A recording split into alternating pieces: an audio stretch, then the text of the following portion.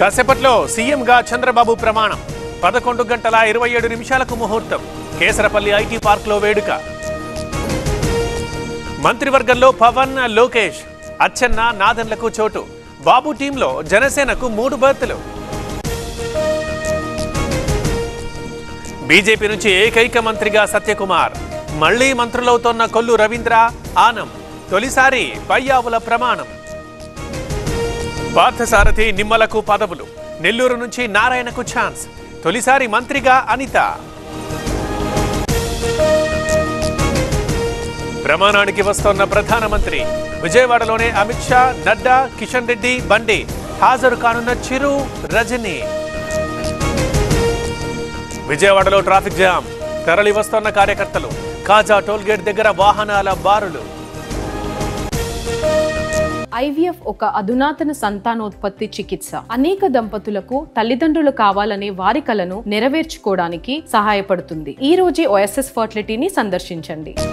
విజయవాడలో ఇవాళ విద్యా సంస్థలకు సెలవు చంద్రబాబు ప్రమాణం సందర్భంగా ఆదేశం ట్రాఫిక్ నేపథ్యంలో చర్యలు సీఎం ప్రమాణం వేళ విజయవాడలో వెలుగులు సచివాలయం ప్రకాశం బ్యారేజీకి కొత్త కళ కలెక్టరేట్లకు లైటింగ్స్ సింగరేణి కార్మికులకు గుడ్ న్యూస్ కారుణ్య నియామకాల వయోపరిమితి పెంపు 35 ఏళ్ల నుంచి 40 ఏళ్లకు ఎక్స్టెన్షన్ ఫోన్ ట్యాపింగ్ కేసులో ఛార్జ్ షీట్ ఇప్పటివరకు 4 అరెస్ట్ బెయిల్పై వాదనలు పూర్తి ఇవాళ తీర్పు తెలంగాణలో ఇవాళ నుంచే స్కూళ్లు బడిబాట పట్టిన విద్యార్థులు పలు చోట్ల అమ్మ ఆదర్శ పాఠశాలలు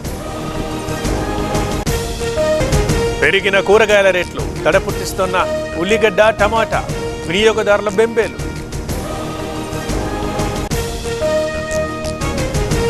తెలంగాణలో నైరుతి రాగం ఇవాళ 16 జిల్లాల్లో భారీ వర్షాలు అప్రమత్తంగా ఉండాలని అధికారుల సూచన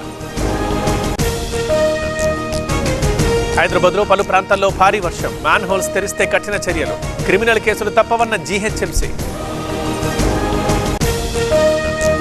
ఒడిశా సీఎంగా మోహన్ చరణ్ మాఝీ రాజ్నాథ్ సమక్షంలో ఎన్నిక ఇవాళ ప్రమాణం హాజరవుతోన్న మోదీ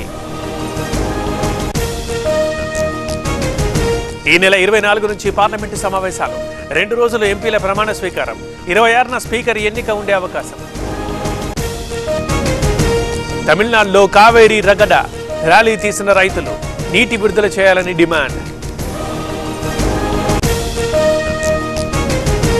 జమ్మూ కాశ్మీర్ హీరానగర్లో ఎన్కౌంటర్ ఉగ్రవాదులు బలగాల మధ్య కాల్పులు ఒక టెర్రరిస్ట్ హతం ఘనంగా రాజౌరి డే విద్యార్థుల ఆటాపాట అమరవీరులకు నివాళులు